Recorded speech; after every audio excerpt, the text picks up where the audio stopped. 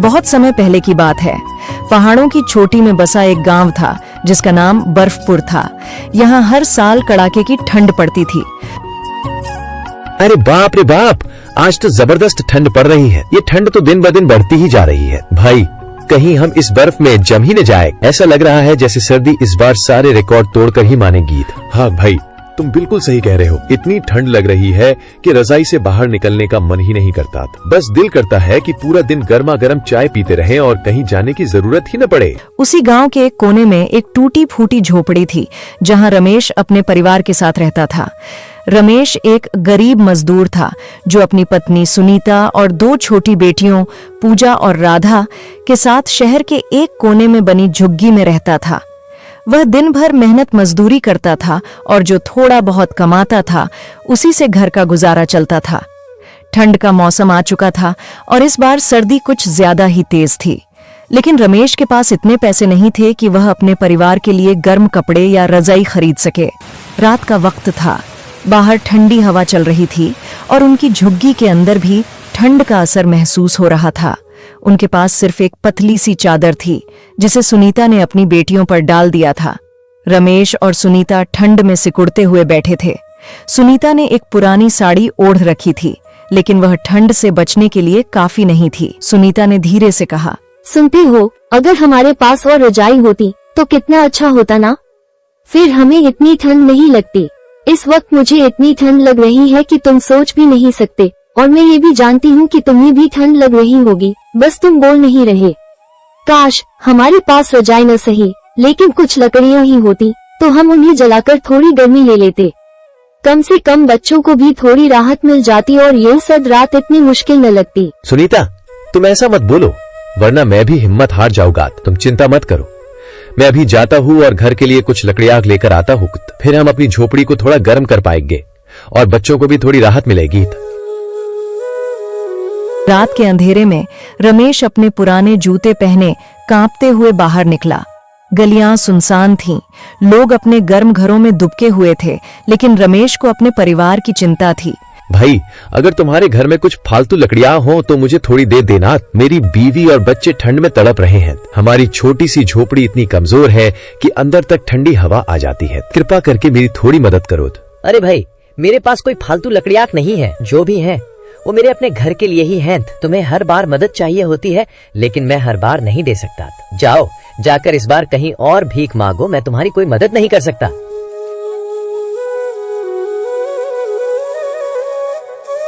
वह इधर उधर देखता रहा, लेकिन उसे जलाने लायक कुछ नहीं मिला।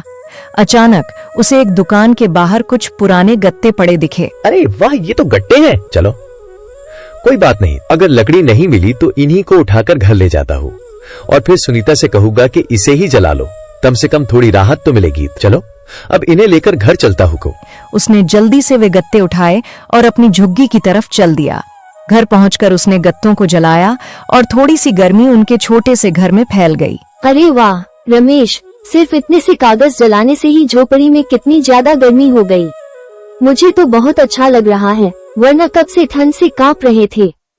ठंड के कारण सिर में भी दर्द होने लगा था, लेकिन अब थोड़ी राहत मिली है। हाँ, तुम सही कह रही हो, सिर्फ कागज से ही इतनी अच्छी गर्मी मिल गई। काश हमारे पास लकड़ियाँ होती तो आग थोड़ी देर और जलती और हमें ज्यादा राहत मिलती। ठंड बहुत तेज है, लेकिन जितना भी मिला है वही हमारे लिए बहुत है। अब बस किसी तरह ये रात आराम से कट जाए। पूजा और राधा ने राहत की सांस ली, लेकिन यह सिर्फ कुछ समय की राहत थी।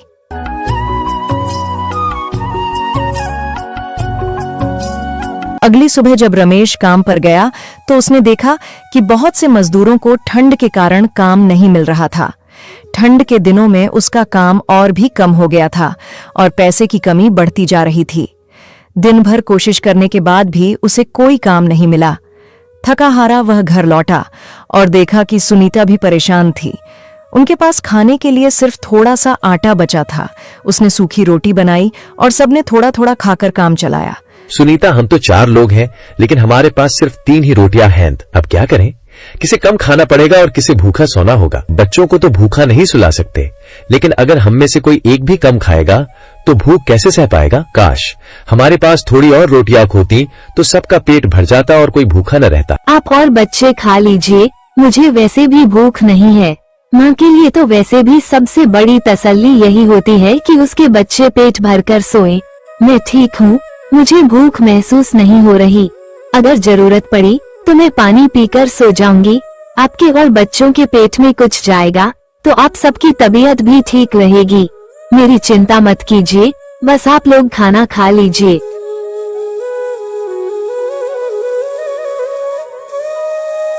रात फिर से आ गई। ठंड और बढ़ गई थी। पूजा ठंड से कांप रही थी। रमेश को समझ नहीं आ रहा था कि वह क्या करे। उसके पास न तो कोई कंबल था, न ही कोई और साधन।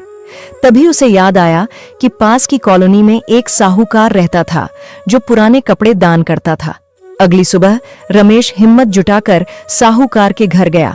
उसने झिझकते हुए कहा, साहब, क्या आपके पास कोई पुराना कंबल या रजाई है? अगर है तो कृपया जल्दी दे दीजिए। मेरे घर में सिर्फ एक ही रजाई है जिसे मैं अपने बच्चों को उड़ा देता हूँ, मगर खुद ठंड से कांपता रहता हूँ, इसलिए मैं आपसे मदद मांगने आया हूँ। अगर आपके पास कोई पुरानी चादर या कंबल भी हो तो कृपया मुझे दे दीजिए। चाहे वो फटी हुई ही क्यों न हो, किसी तरह ठंड से बचने के काम आ जाएगी। साहूकार ने उसे ऊपर से नीचे तक देखा और फिर कहा, भाई, तुम्हारी हालत सुनकर दिल दुख गया। ठंड सच में बहुत कड़ाके की पड़ रही है और बिना गर्म कपड़ों के रहना बहुत मुश्किल है। रुको, मैं देखता हूँ।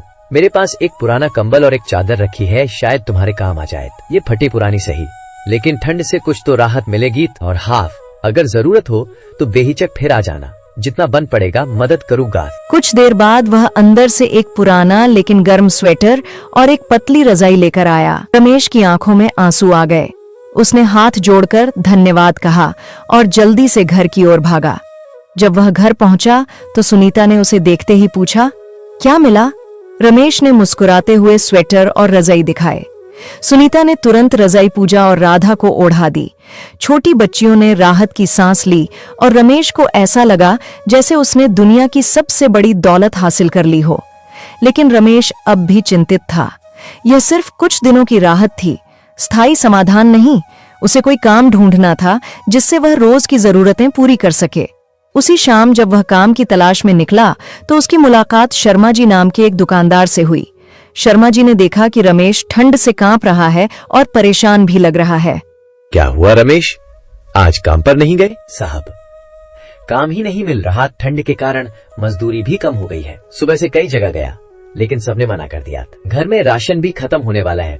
समझ नहीं आता क्या करूं। बच्चियां ठंड में कांप रही हैं और मैं उनके लिए कुछ नहीं कर पा रहा। अगर ऐसे ही रहा तो पता नहीं हम ये सर्दी कैसे काटेंगे। देखो रमेश, मेरी दुकान पर थोड़ा काम है। अगर तुम चाहो तो मेरी मदद कर सकते हो। काम आसान नहीं होगा, लेकिन तुम्हें कुछ पैसे और खाना जरूर मिल जाएगा। कम से कम इससे तुम्हारे घर का चूल्हा तो जलेगा और ठंड में थोड़ी राहत मिलेगी। तुम मेहनती आदमी हो और मुझे ऐसे लोगों की ही जरूरत होती है। सच में साहब, अगर ऐसा हो जाए तो मेरा परिवार भूखा नहीं सोएगा। मैं कोई भी मेहनत करने को तैयार हूँ, बस मुझे मौका दीजिए। मैं सुबह से रात तक जितना कहेंगे उतना काम करूँगा। बस इतना चाहूंगा कि मेरे बच्चों को 2 वक्त की रोटी और ठंड से बचने के लिए कुछ मिल जाए।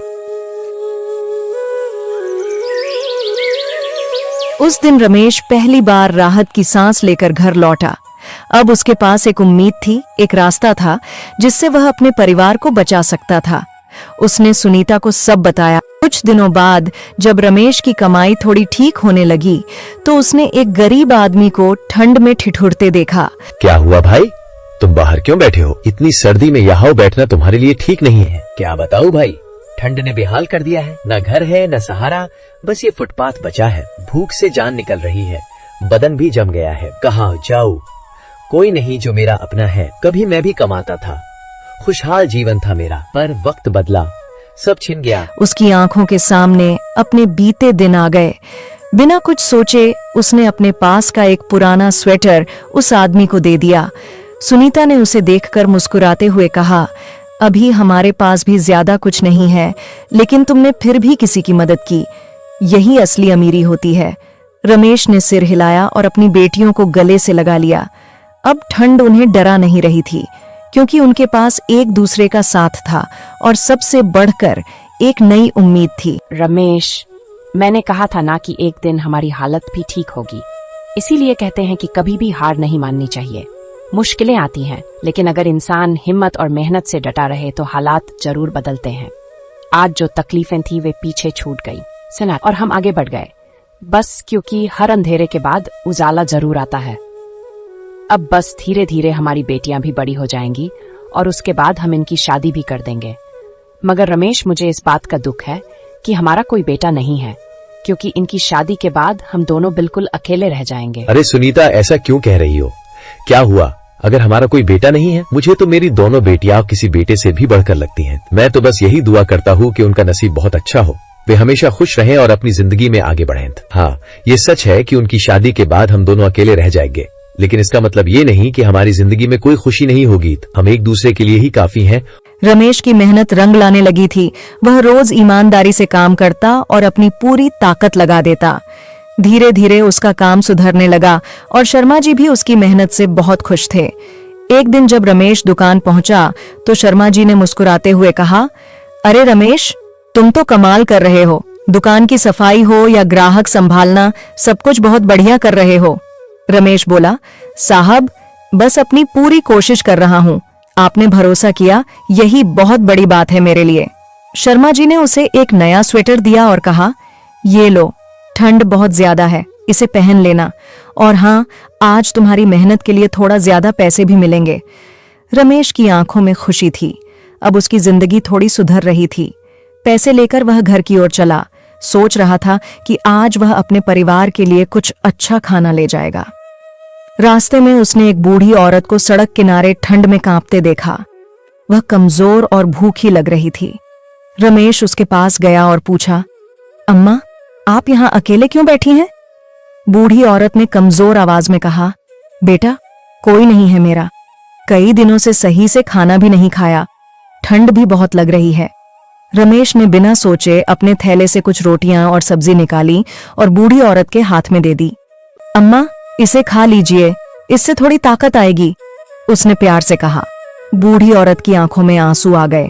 उसने कांपते हाथों से खाना लिया और धीरे धीरे खाने लगी। भावनाओं से भरी आवाज में बोली, बेटा, तुम्हारे जैसे लोग ही इस दुनिया को रहने लायक बनाते हैं।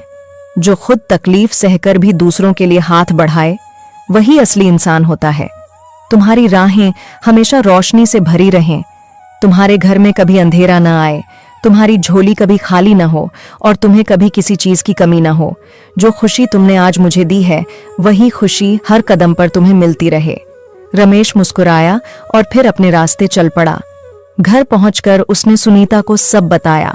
सुनीता भी मुस्कुराई और बोली, अभी हमारे पास भी ज्यादा कुछ नहीं है, लेकिन तुमने फिर भी किसी की मदद की, यही असली अमीरी होती है। रात हो चुकी थी, लेकिन रमेश के दिल को आज अजीब सी शांति महसूस हो रही थी। उसने अपनी बेटियों को प्यार से सुलाया और सुनीता के पास बैठकर बोला, अब हालात पहले जैसे नहीं रहे, काम भी मिल गया है और धीरे धीरे चीजें बेहतर हो रही हैं।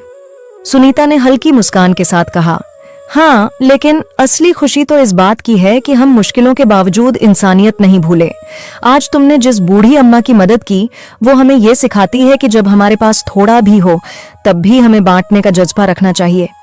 रमेश ने सिर हिलाया और कहा, मैं चाहता हूं कि हमारी बेटियां भी यही सीखें।